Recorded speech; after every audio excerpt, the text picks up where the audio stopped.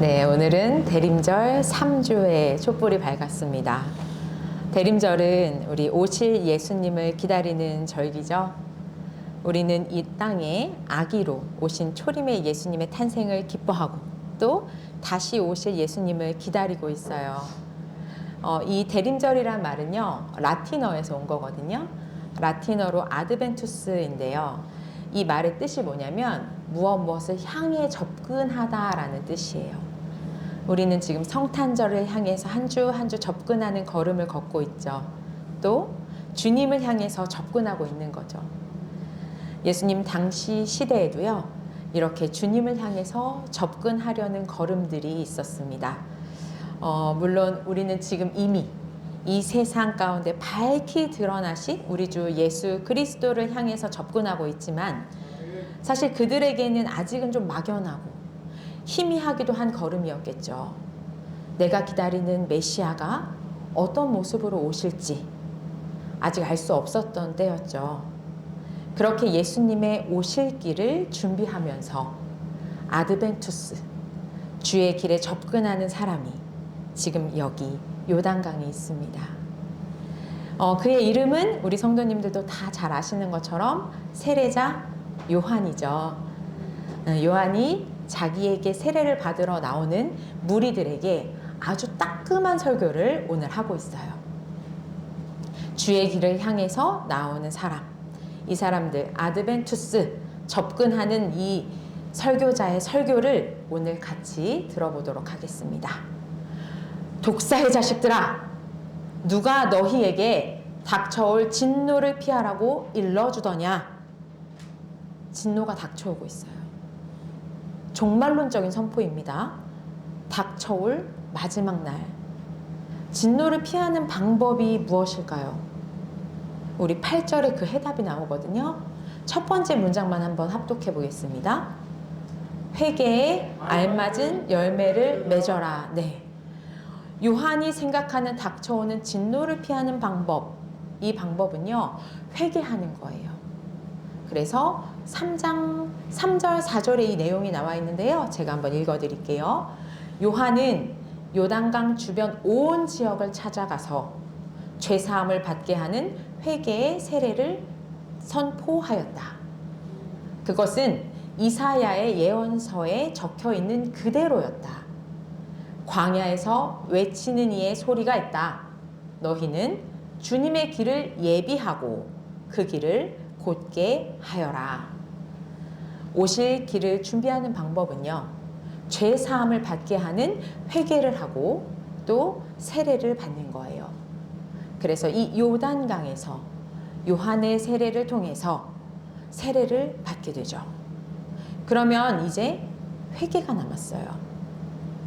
회개를 어떻게 해야 하는지가 우리 8절에 이어지는 부분부터 계속 설명하고 있거든요. 너희는 속으로 아브라함은 우리의 조상이다 하고 말하지 말아라. 내가 너희에게 말한다. 하나님께서는 이 돌들로도 아브라함의 자손을 만드실 수 있다. 도끼를 이미 나무 뿌리에 갖다 놓으셨다. 그러므로 좋은 열매를 맺지 않는 나무는 다 찍어서 불 속에 던지신다.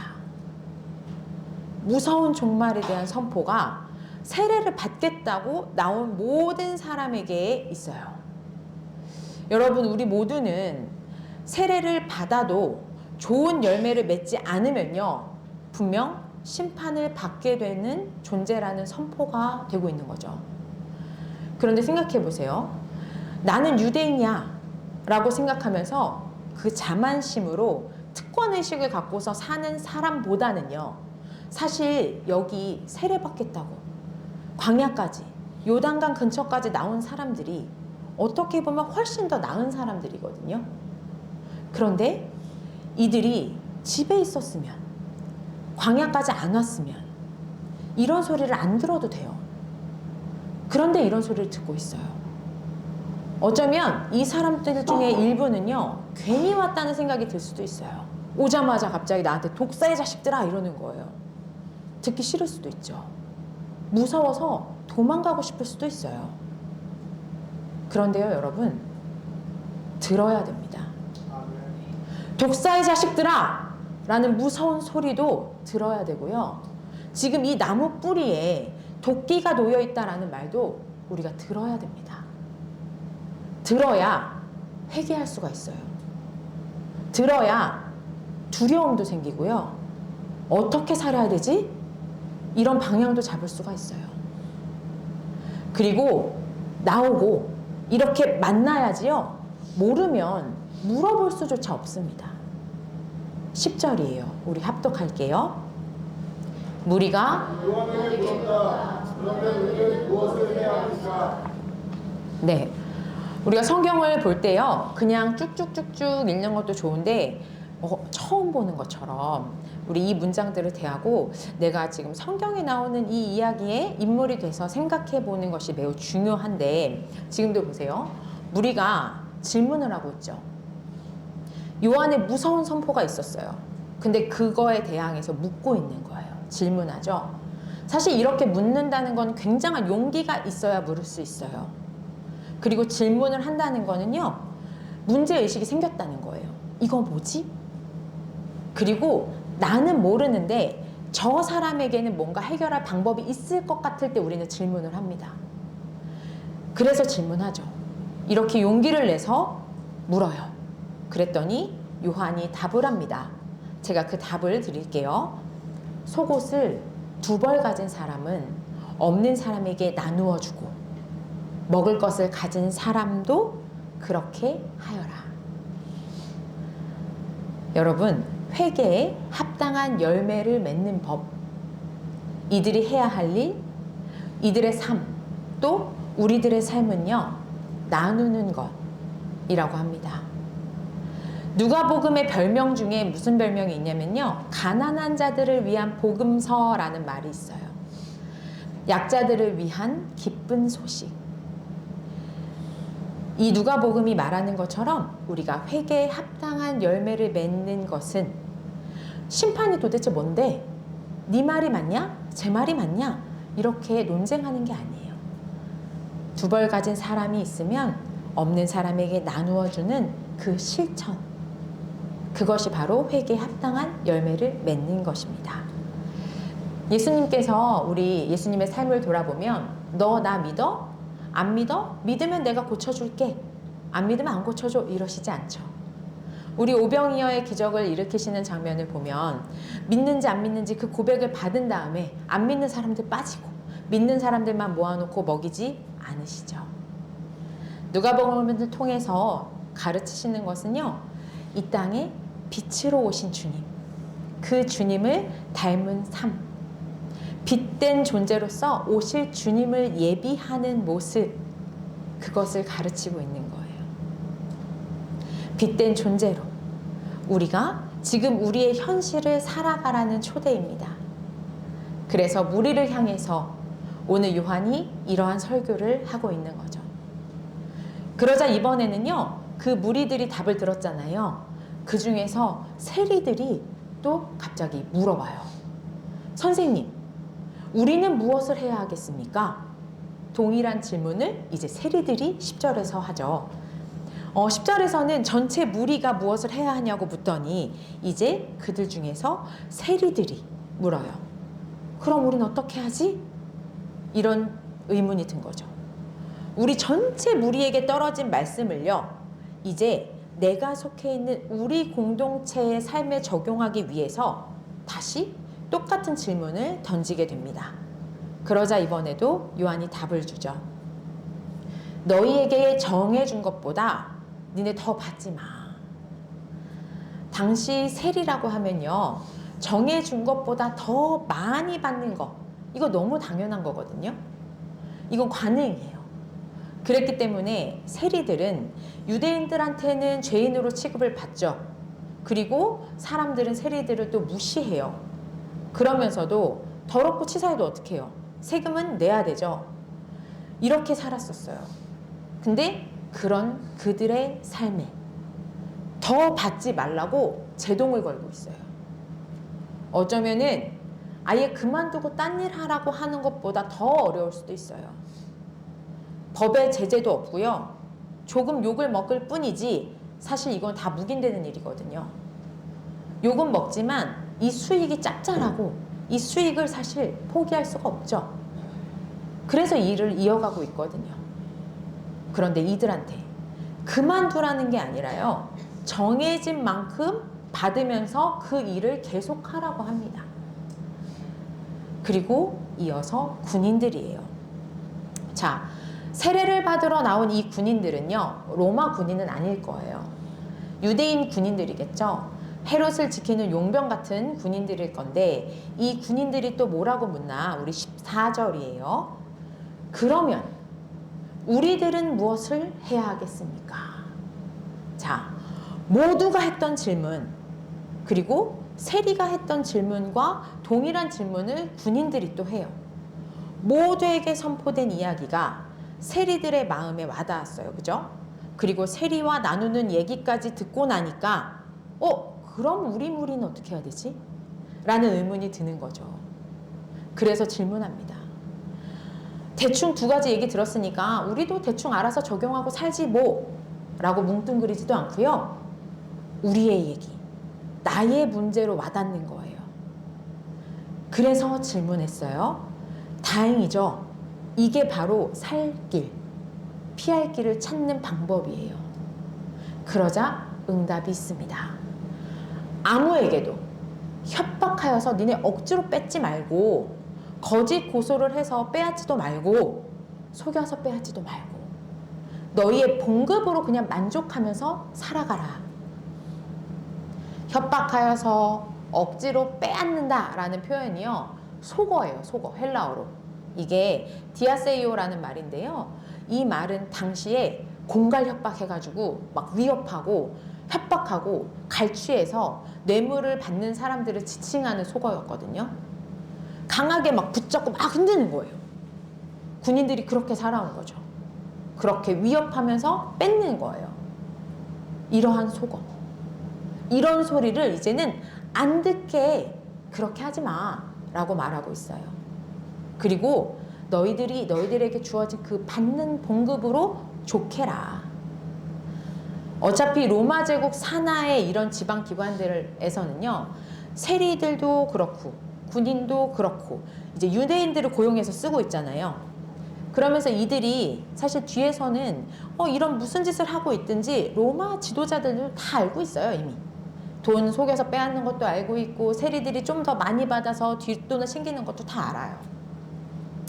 그런데 그러면서도 이들은 뒤에서는 또 뭐라고 할까요? 아휴, 저놈들은 자기네 동족들을 괴롭히는 나쁜 놈들이죠. 지네 이익을 위해서. 그렇게 사는 거예요. 한심하게 생각하겠죠.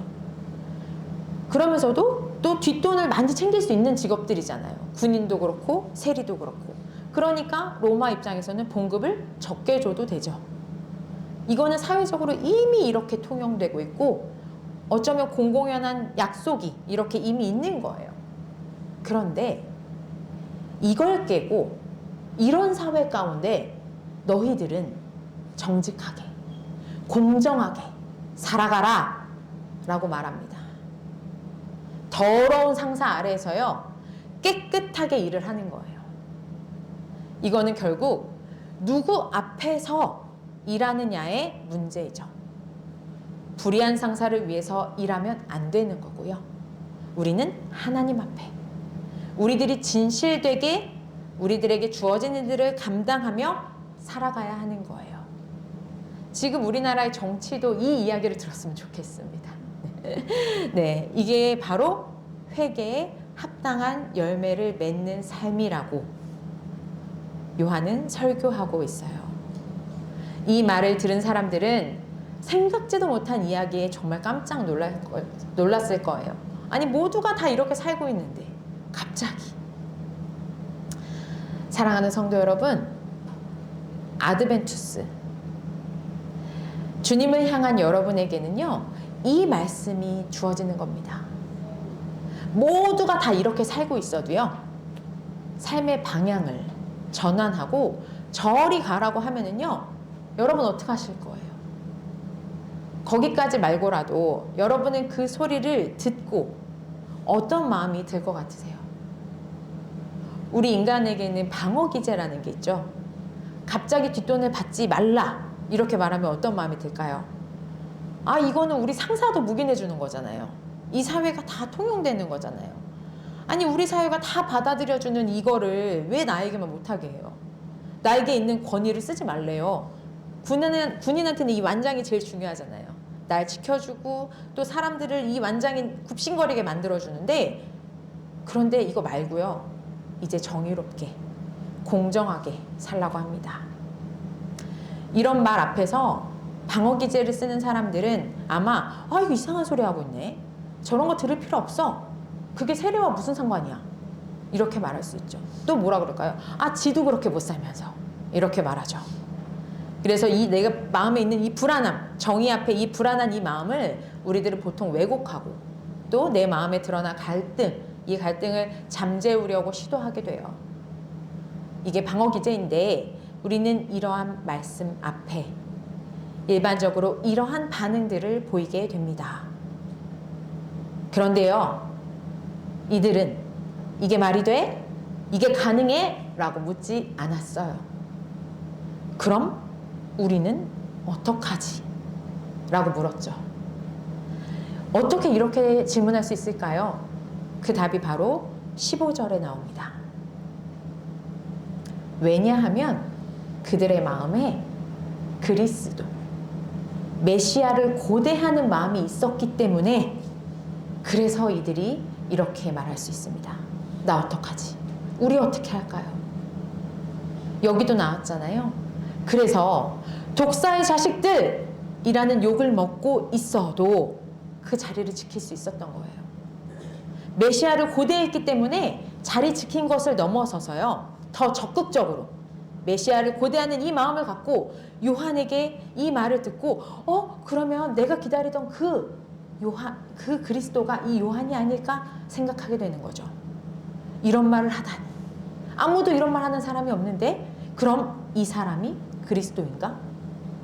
머릿속에 그리스도가 어떤 분일까? 라는 생각을 해왔기 때문에, 이 가슴 속으로 그분을 너무나 많이 간절히 기다려왔기 때문에 성경을 통해서 그동안 그리스도가 어떤 분일지 계속 읽어왔기 때문에 그들은 나에게 손해나는 이야기 같은 이 이야기를 하는 것을 보면서도 이 상황에 방어기제가 들 법도 한 이 상황에 다 거부하고 먼저 내가 어떻게 해야 되지?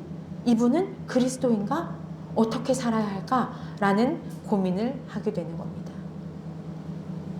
이제 이러한 무리의 태도에 반응한 요한의 반응은 어떠한가 한번 보겠습니다.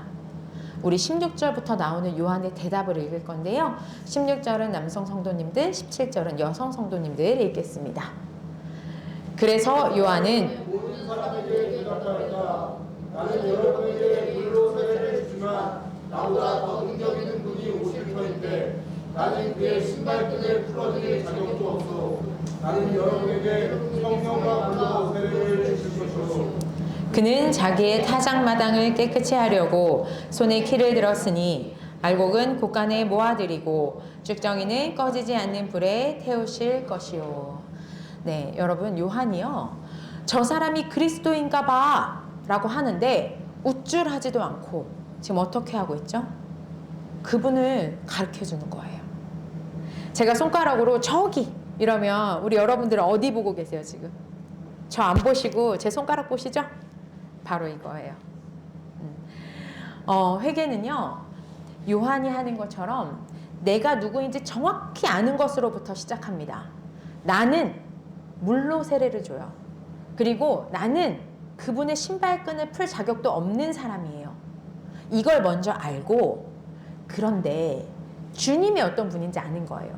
주님은 전능하시고 성령과 불로 세례를 주시고 심판하시는 분이시다. 이걸 아는 거예요.